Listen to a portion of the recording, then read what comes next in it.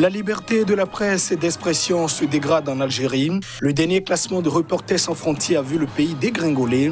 Les organisations non gouvernementales appellent le pouvoir à desserrer les taux.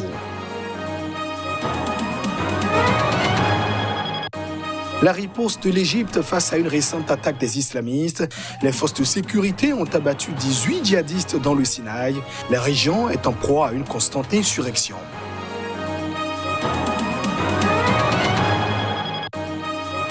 Et puis, le remède du Madagascar contre le coronavirus est exporté dans les autres pays du continent. La Guinée-Bissau a reçu une importante cargaison de ce produit destiné à soigner les patients atteints du virus.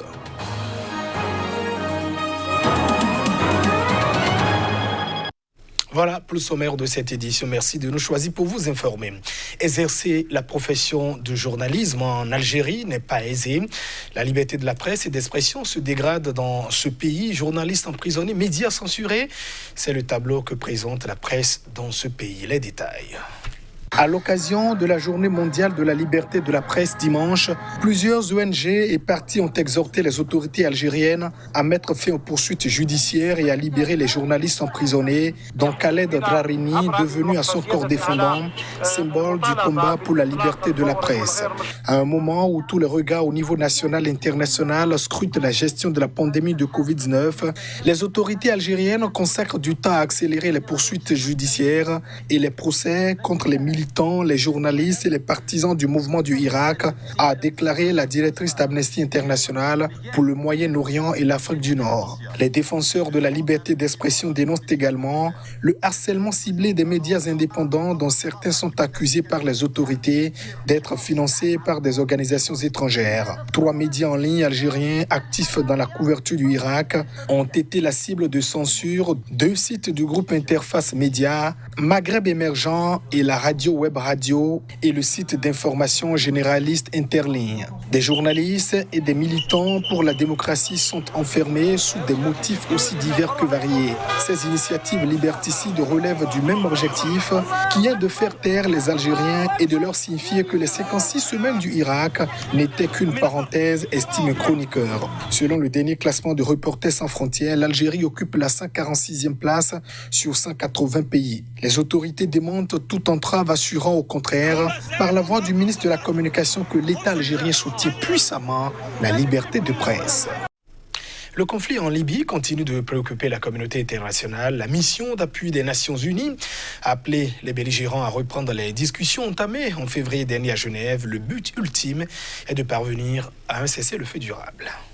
Plus d'1 an après le début de l'offensive du maréchal Khalifa Haftar contre la capitale libyenne Tripoli, siège du gouvernement d'union nationale, les combats font toujours rage. Ce conflit a fait des centaines de morts dans le pays où, encore vendredi, 2 civils ont été tués et 2 autres blessés dans la chute de roquettes sur le quartier de Zenata, au sud de Tripoli. Les forces pro-gouvernement d'union nationale ont attribué l'attaque aux hommes de Khalifa Haftar.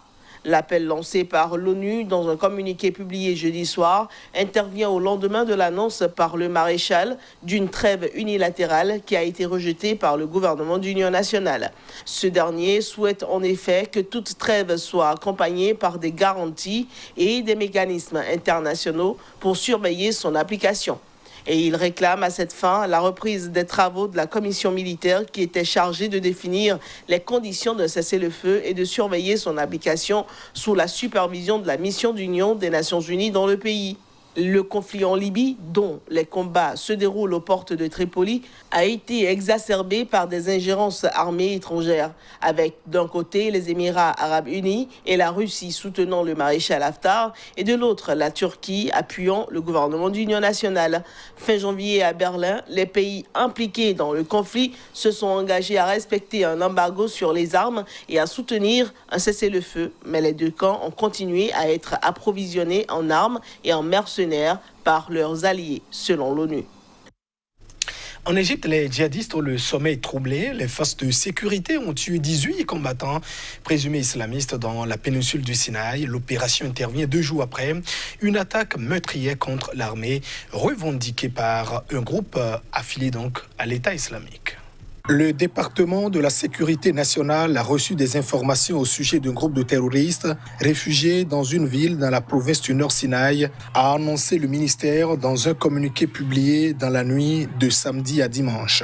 Les forces de sécurité se sont rendues sur place samedi et ont visé et tué 18 terroristes après des échanges de tirs avec eux. Des armes et des explosifs ont été retrouvés dans la maison, a également précisé le ministère. Cette opération intervient 2 jours après une attaque revendiquée par l'État islamique contre un véhicule de l'armée égyptienne dans laquelle 10 militaires avaient été tués ou blessés, selon les autorités qui n'ont pas donné davantage de précisions sur le bilan. Le lendemain de l'attaque, l'armée avait déjà annoncé avoir tué 2 djihadistes présumés, très dangereux dans le Sinaï, péninsule en proie à une insurrection.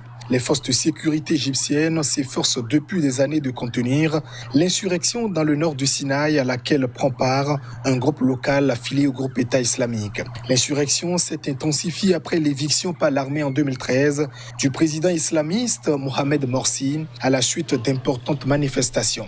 L'armée a lancé en février 2018 une vaste opération antiterroriste dans la région mais aussi dans certaines parties du désert occidental, dans la vallée du Nil, de la frontière avec la Libye. Depuis son lancement, plus de 800 djihadistes présumés ainsi que près de 70 militaires ont été tués dans des affrontements selon les chiffres officiels. Au Lesotho, le Premier ministre contesté Thomas Thabane est proche de la sortie. Il pourrait même quitter ses fonctions dès cette semaine et mettre ainsi fin à la crise politique qui agite le royaume depuis des mois. L'annonce a été faite ce samedi par le médiateur sud-africain désigné dans cette crise. Le Premier ministre contesté du Lesotho, Thomas Thabane, pourrait quitter ses fonctions dès la semaine prochaine. Un départ qui devrait mettre fin à la crise politique qui agite le royaume depuis des mois. À l'issue d'une série de consultations samedi à Maseru, notamment avec le Premier ministre, le médiateur sud-africain dans la crise, Jeff Radebe, a assuré à la presse que la promulgation dans les prochains jours d'une réforme constitutionnelle par le roi Letsi III devrait permettre son retrait rapide. En effet, le Sénat a adopté mardi un amendement constitutionnel qui impose au chef du gouvernement d'obtenir l'accord d'une majorité de parlementaires pour proposer au roi la dissolution du Parlement et l'organisation de nouvelles élections. Au pouvoir depuis près de 3 ans, Thomas Thabane est sommé de démissionner par son propre parti, la Convention de tous les Basotho et la coalition qui le soutient, depuis sa récente mise en cause dans le meurtre de son ex-femme en 2017.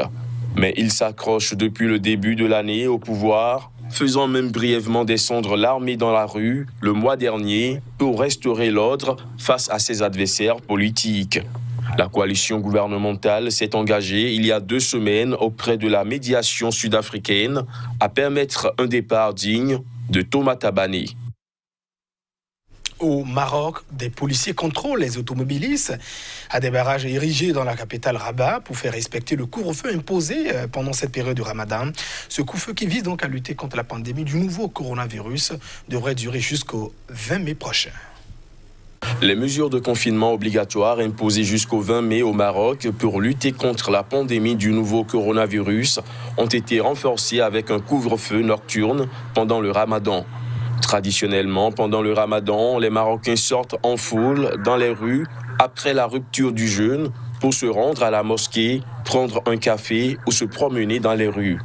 Depuis samedi, premier jour du Ramadan au Maroc, il est formellement interdit aux citoyens de se déplacer hors de leur domicile ou sur la voie publique entre 19h et 5h du matin. Des policiers ont été mis à contribution pour contrôler des automobilistes et des barrages ont été érigés dans la capitale Rabat pour faire respecter le couvre-feu imposé pendant le Ramadan. Des barrages de police ont été déployés dans les villes et sur les routes pour surveiller les déplacements soumis à des autorisations spéciales. La police marocaine a développé une application mobile pour s'informer sur les barrages de contrôle par lesquels le citoyen est passé, facilitant ainsi le processus de suivi de ses mouvements. Pour limiter la contagion, le Maroc a également suspendu les liaisons aériennes, fermé les cafés et restaurants, les commerces non essentiels et les mosquées avant de déclarer un état d'urgence sanitaire le 20 mars dernier. Et le remède du Madagascar contre le coronavirus fait recette en Afrique. La Guinée-Bissau a réceptionné ce week-end des cartons de la potion destinée à guérir le Covid-19. C'est le président du pays, Umaro Sissoko Embalo, en personne, qui s'est déplacé à l'aéroport pour réceptionner la cargaison. À l'intérieur de ce Airbus en provenance d'Antananarivo, des centaines de cartons du remède proposé par le Madagascar pour lutter contre le coronavirus. C'est le président de la Guinée-Bissau, Umaro Sissoko Embalo, qui s'est déplacé en personne à l'aéroport pour réceptionner la cargaison.